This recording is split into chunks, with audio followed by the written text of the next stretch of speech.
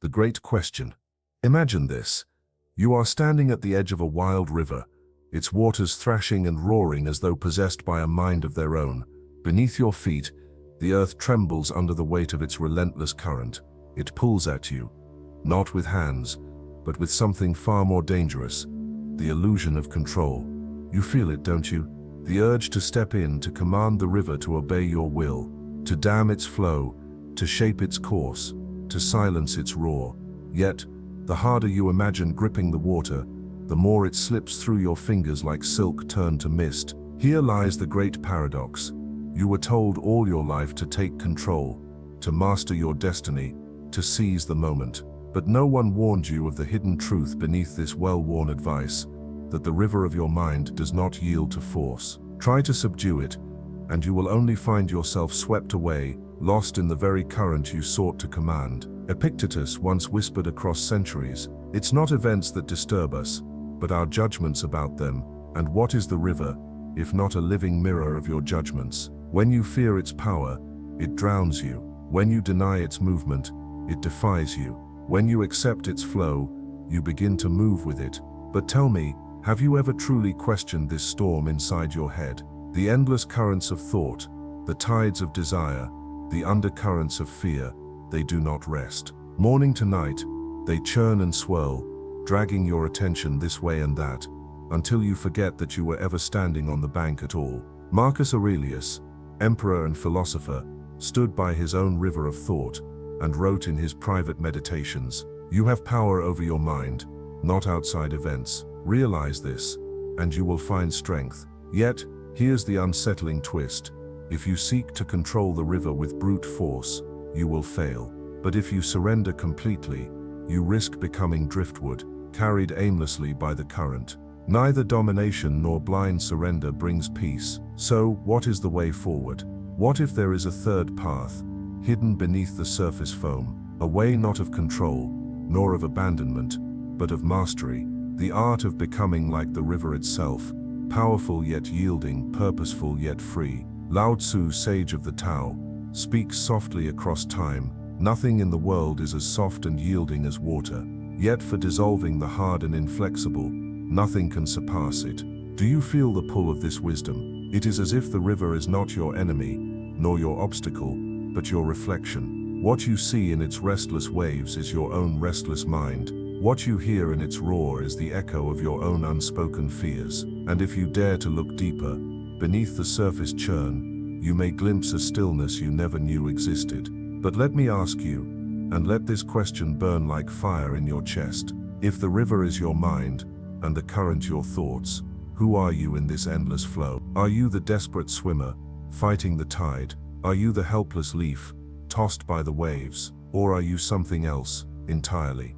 Beneath the chaos, there is a deeper current, a hidden stream beneath the visible flow. Few ever see it, fewer still follow it.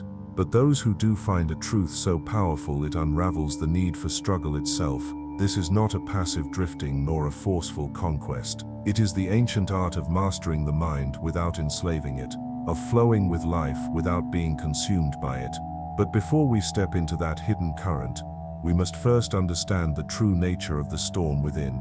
For it is not the river alone that pulls us under, it is the weight we carry as we step into its waters. And so we stand here, you and I, at the river's edge. The spray dampens our face, the roar fills our ears, and the question lingers in the air like mist. Will you continue to fight the current, or will you learn to flow with it, and in doing so master it? But beneath this surface lies a deeper truth, waiting to be uncovered. The hidden problem and psychological roots. What if the true origin of this struggle lies not in the river's fury, but in the unseen weight you carry as you step into its current? You feel it already, the invisible stones tied to your chest, each one carved with words you scarcely dare to read. Fear, desire, expectation, regret. These stones are not born of the river. They are born of the mind. The river flows as it must. Its waters care nothing for victory or defeat, for wealth or failure. But you, burdened by these unseen weights, sink deeper with every step. And in your panic you thrash against the flow, mistaking your own resistance for the river's hostility. Seneca, that sharp observer of human folly, once wrote, We suffer more often in imagination than in reality. How true it is. The storm outside pales in comparison to the storm within. Look closer at these stones. See how they were formed not overnight, but layer upon layer, as sediment builds beneath a riverbed. A careless word from a parent, a disappointment in childhood, a society that whispers endlessly in your ear, "You are not enough. Strive harder. Grasp more tightly. Fear the fall." Desire, like an insatiable tide, tells you to chase endlessly after shores that recede as you approach. It promises paradise downstream, if only you paddle harder, faster, longer. But have you noticed, no matter how ferociously you row, the promised land never arrives. Fear, its twin shadow, warns you of the rocks ahead, the whirlpools lurking beneath. It clenches your muscles, freezes your breath, convinces you that surrender is death. But it too lies. In truth, fear is a fog rising from the river's surface, obscuring what is already clear. If only you look beyond the mist. Attachment, the strongest stone of all, binds you to your expectations, of yourself, of others, of life itself. You cling to the illusion of control, as if tightening your grip will calm the waters. But as Lao Tzu reminds us, when I let go of what I am, I become what I might be. Is it not a strange irony, that the harder you cling, the heavier you become, and the more you sink beneath the current you fear? Even the philosophers of the East, gazing at rivers beneath cherry blossoms, saw this plainly. Zhuangzi, the dreamer who once wondered if he was a man dreaming of a butterfly, or a butterfly dreaming of a man, taught us this simple truth. Flow with whatever may happen, and let your mind be free. But how can you flow freely when you are shackled by unseen weights? The answer begins with this recognition. The true enemy is not the river. The true prison lies within. It is the endless cascade of shoulds and musts, the judgments you hurl at yourself like stones, the refusal to see the river for what it is, not a monster to be slain, but a mirror reflecting your own inner turbulence. Ask yourself, with brutal honesty, who taught you that stillness was failure? Who convinced you that drifting for a moment was weakness? Who whispered that you must always chase, always control, always conquer? These whispers did not come from the river.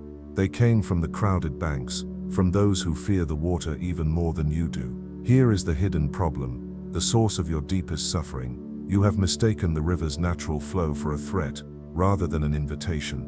You believe the propaganda of fear and ambition, crafted by a society that thrives on restless paddling. A society that rewards exhaustion as virtue, busyness as meaning, and noise as wisdom. But beneath all this noise lies a profound silence waiting for you to listen. And what happens when you begin to listen? You will hear the quieter voices, the wisdom of your own breath rising and falling like the river's tide. The truth that your thoughts are not commands but mere ripples on the water's surface. The gentle reminder that you are not separate from the river. You are the river, and the river is you. As the Stoic sage Epictetus counseled, freedom is the only worthy goal in life. It is won by disregarding things that lie beyond our control. And what is beyond your control, if not the river's flow? What lies within your power, if not the way you move with it? So stand here a moment longer at the water's edge. Feel the weight of these invisible stones. Recognize them not as permanent afflictions, but as burdens you have carried unknowingly. Burdens you can choose, at any moment, to release. But before you can let go, you must see how deeply these weights have shaped your journey. They have pulled you under, yes, but they have also carved channels into your very soul, channels through which both fear and wisdom may yet flow. For now, know this, the river is not your enemy, the river is your teacher, and every struggle you have endured within its current has prepared you for what comes next. This is only the beginning of the current. Now, we dive deeper into its hidden source. The unseen consequences. Step closer to the river's edge. No, step into the river now. Let its cold current wrap around your legs. Feel its pull, not as an enemy, but as an ancient force that has shaped more than just stones and valleys. It has carved civilizations. It has carved you. The river runs through your veins, your mind, your culture. Yet, until this moment, you saw only its surface ripples. What if I told you the weight you carry is not just personal, it is inherited? The stones in your pockets bear not only your name, but the names of generations past. Society, too, is caught in this relentless current. Like you, it fights the flow, obsessed with controlling what was never meant to be seized. Nations dam rivers and divert streams, not because they understand water, but because they fear its wild freedom. So too, we dam our own minds, believing that by suppressing fear, desire, and uncertainty, we can attain order. But this creates only an illusion of stability. The unseen consequence of this collective struggle is a world drowning in quiet desperation. Entire lives spent paddling upstream, exhausting themselves in pursuit of shores that dissolve upon arrival. Cities rise like fortresses beside the river, their walls built not of stone but of anxiety. Ambition becomes worshipped as salvation. Fear becomes the silent architect of daily existence. Marcus Aurelius saw this plainly as he walked the marble halls of empire. The nearer a man comes to a calm mind, the closer he is to strength. Yet, look around, how few pursue this calm. How many instead seek fleeting triumphs over an untamable flow. You were born into this, trained from childhood to chase, to fear, to control. Advertisements promised you happiness downstream. Teachers urged you to swim faster, lest you fall behind. Friends paddled past you with frantic smiles, their eyes wide with quiet panic, and you believed them. We all did. This is no individual failing. It is a cultural current, powerful and invisible, steering even the most courageous hearts into turbulent waters. But there is something even more insidious. When you internalize this struggle, you turn the river against yourself. Every moment of rest feels like failure. Every pause, an unforgivable sin. You become your own relentless taskmaster, lashing yourself with thoughts of inadequacy. I should be further by now. I should be stronger. I should be happier. These whispers are not your voice. They are the echo of a world that mistakes constant motion for progress. The Zen masters called this the sickness of the mind. They told stories of monks who spent years watching streams, not to master the river, but to master themselves. One such monk, gazing at water tumbling over rocks, realized, when the mind is still, the universe surrenders. Do you see it now? When you fight the river, you fracture, not just within yourself, but in every relationship you hold. Anxiety ripples outward, like stones thrown into still water. It distorts how you see others, as competitors in the race, obstacles in the current, or worse, threats to your fragile raft of control. You begin to view love as possession, success as domination, time as an enemy to be conquered. But here is the most painful truth. Even when you win, you lose. Even if you outpace others in this frantic race, you remain bound to the same restless current.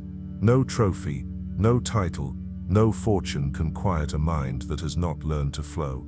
You may momentarily rise above the rapids, but the river waits patiently, knowing it will pull you under once more. This is the unseen consequence of your inner battle. You become a prisoner of victories that cannot satisfy. You trade your freedom for fleeting triumphs. You inherit a life of constant paddling, mistaking exhaustion for achievement. Confucius warned of this trap long ago. The superior man is modest in his speech, but exceeds in his actions. Yet the culture of endless striving teaches the opposite.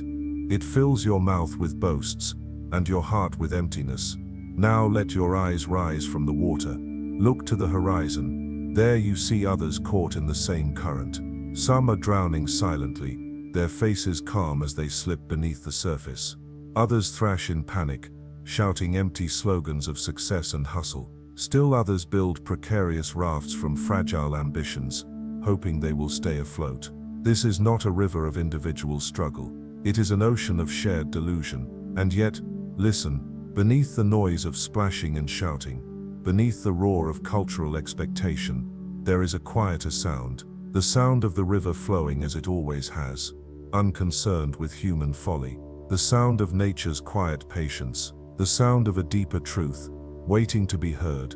What if you could attune yourself to this hidden current? What if you could stop mistaking effort for progress, noise for wisdom, and resistance for strength? What if you could free not only yourself, but inspire others to step out of the fray and feel, for the first time, the true rhythm of life? The consequences of your inner battle ripple far beyond your own life, but so too will the freedom you uncover when you finally let go of the fight. And now, standing waist deep in the river, you sense a shift. Not in the current, but in yourself. The question is no longer whether you can control the river. You know you cannot. The question is whether you are ready to flow with it. What we discover next may challenge everything we thought we knew. The rebellion. How to break free. What if freedom has been with you all along, hidden not in the river's twists, but in your own choice to stop fighting its flow? You have stood waist deep in these waters, feeling their relentless pull. You have carried the heavy stones of fear, desire, and expectation. You have seen how the struggle is not yours alone, but woven into the very culture that raised you. But here in this quiet moment, let me tell you a secret. The river is not something to be conquered.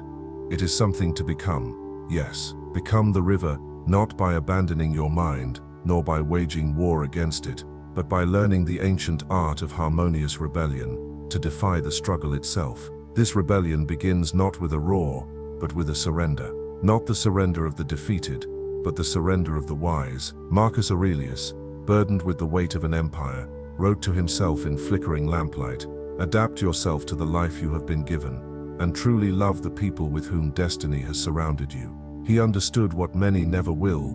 True strength lies not in fighting the current, but in aligning yourself with its natural course. Picture this: instead of thrashing against the flow, you learn to feel its rhythm. Instead of cursing the rapids, you read their language. Instead of fearing the bends and twists, you embrace them as part of your unfolding path. This is the rebellion, to reject the false gospel of endless striving, and instead cultivate inner discipline. But make no mistake, this is not passivity. This is the quiet, unshakable power of the mountain that shapes the river over millennia, not by force but by presence. This is Wu Wei, the Taoist principle of effortless action, moving in harmony with the natural flow of things, intervening only where the current calls, and trusting in the intelligence of life itself.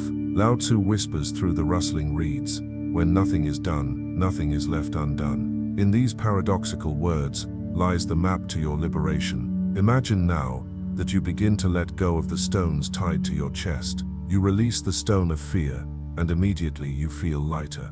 You see that fear was only ever a shadow cast by your mind upon the river's surface. Without it, the waters seem less wild. Next, you release the stone of desire, and suddenly, the current feels less like a trap, more like a guide. You no longer chase mirages downstream because you have discovered that beauty exists in every ripple, not just at the horizon. Finally, you release the stone of expectation, and with this last burden gone, you find something extraordinary. You do not sink. You do not drift helplessly. You rise. Buoyed by the current itself, you discover a flow that requires no exhausting paddling, only presence and trust. This is not theory. Look to those who have walked this path before you. The Stoic hero embraced exile as easily as a crown, knowing that true dignity is portable. The Zen monk who found enlightenment not on mountaintops but in the simple act of sweeping the temple floor. The rebel sages who saw through the illusions of power and wealth and chose instead the quiet triumph of a liberated mind. Seneca himself faced death not with panic, but with composure. "It is not that we have a short time to live, but that we waste much of it," he wrote, as if speaking directly to you across the centuries. And here you are at the crossroads they once stood. Do you continue the endless struggle upstream, or do you take the rebel's path, the path of radical inner clarity? Step into this rebellion, but understand, it is not a single moment of defiance but a daily practice. Like the river, it flows continually, and you must flow with it. When anxiety rises like a storm tide, do not fight it. Observe it, let it pass, and return to your center. When desire tempts you with false shores, smile knowingly. Recognize it as the river's playful trick, an eddy that spins you in circles, only to return you to the main flow. When fear grips you in icy waters, breathe. Trust the current. It has carried life for eons. It will carry you too. This is your power, not to command the river, but to move with such grace that it seems as though the river obeys you. To become the master of your mind is not to silence, but to understand its nature so deeply that its storms no longer unmoor you. Confucius taught, "The man who moves a mountain begins by carrying away small stones." So begin here. Small stones, small moments of presence, small rebellions against the tide of inherited struggle. With each stone lifted, you rise closer to freedom. And as you rise, you begin to see that the river has never been an adversary. It has always been your companion, your teacher, your mirror. What lies ahead is not a life free of currents, but a life where you are the current, flowing strong and free. Prepare yourself, for what comes next will reveal the ultimate truth, the moment where river and rebel become one, and you discover the power that was always yours to claim. The ultimate truth, final realization. Imagine now the moment of stillness. You no longer stand at the river's edge, nor do you thrash within its current. You are the river, and yet you are also the sky reflecting upon its surface, the earth cradling its flow, the wind carrying its spray. What once felt like separation has dissolved. The boundary between you and the river is gone. There is no swimmer, no water, only movement itself. This is the truth that has waited patiently beneath every rapid and calm pool. You were never meant to conquer the river. You were meant to remember that you are the river. The same currents that once frightened you now pulse through your veins as life itself. The roar you once mistook for chaos is your own heartbeat, amplified by the vastness of existence. The storms you feared were only weather passing over your mind's surface, never the depth beneath. Zhuangzi, the sage who dreamt of butterflies, offered this quiet revelation. When there is no more separation between this and that, it is called the still point of the Tao. You have found this still point, and it is breathtaking in its simplicity. What did all your striving amount to? What did all your resistance bring you? Exhaustion, yes. Momentary victories, perhaps. But beneath it all, you were swimming in the very freedom you sought to possess. The river never needed to change. You did. Marcus Aurelius, peering into the mirror of his mind, left us these words: "You have power over your mind, not outside events. Realize this, and you will find strength." But there is an even deeper truth, hidden within his wisdom. When you align your mind with the flow of life itself, you no longer need to force power upon it. Strength arises naturally, like a current following the contours of the earth. The rebellion you began in the last breath of struggle transforms here into harmony. No longer are you the rebel battling the river. You are the river flowing through the rebel. This is mastery beyond control. This is freedom beyond effort. And let me tell you something few dare to say. You will still face storms. You will still encounter jagged rocks and crashing falls. But now you greet them not with fear but with reverence, because you understand they are part of your flow. When sorrow rains upon your waters, you allow it to ripple through you, knowing the sun waits beyond the clouds. When ambition stirs waves of longing, you channel its energy without drowning in its depths. When fear casts shadows across your mind, you let the river carry the darkness downstream. This is not detachment. This is not numbness. This is full immersion in the aliveness of existence without being enslaved by it. The Zen masters call this living with Mao, emptiness that is full, nothingness that is everything. The Stoics call this living in accordance with nature, accepting fate not as a prison, but as the very structure of freedom. And you call this freedom by your own name. Now look back. Trace the river's winding path to where you first stood at its edge, trembling with the desire to master it. See how far you have come. Then look forward. The river continues, as rivers do, but your perspective has changed entirely. You no longer fear its unknown bends, for you have become fluent in its language. What once was mystery is now music. What once was chaos is now choreography. And what once was fear is now profound, enduring trust. Confucius once said, "The superior man is like water. Water benefits all things and does not compete." Now you embody this truth. You nourish your own spirit and those around you, not by striving but by flowing authentically. Even the mountains, ancient and stoic, eventually yield to the river's patient persistence. And you, alive in this moment, feel the same patience within yourself. No longer enslaved by the demands of ambition, nor trapped by the clutches of fear, you move with effortless grace through life's changing landscapes. When you face resistance, you do not clash. You flow around it. When you encounter stillness, you do not grow restless. You become the mirror of the sky. This is mastery. Not the mastery of domination, but the mastery of unity. Not the mastery of conquest, but the mastery of communion. And as the sun sets over your river, casting golden fire across its ripples, you understand what few ever do. The river does not end. The flow continues, long after your individual journey bends toward new horizons. But your legacy is this: You moved through life not as a captive of its currents, but as a conscious stream within them. And in doing so, you showed others, quietly, powerfully, that they too can let go of the stones they carry. You became not just free, but a source of freedom. As the final light dances upon the water, you smile, because you know the journey was never about fighting the river. It was about becoming it, and so the river flows on, and you, now one with the current, flow with it, free at last.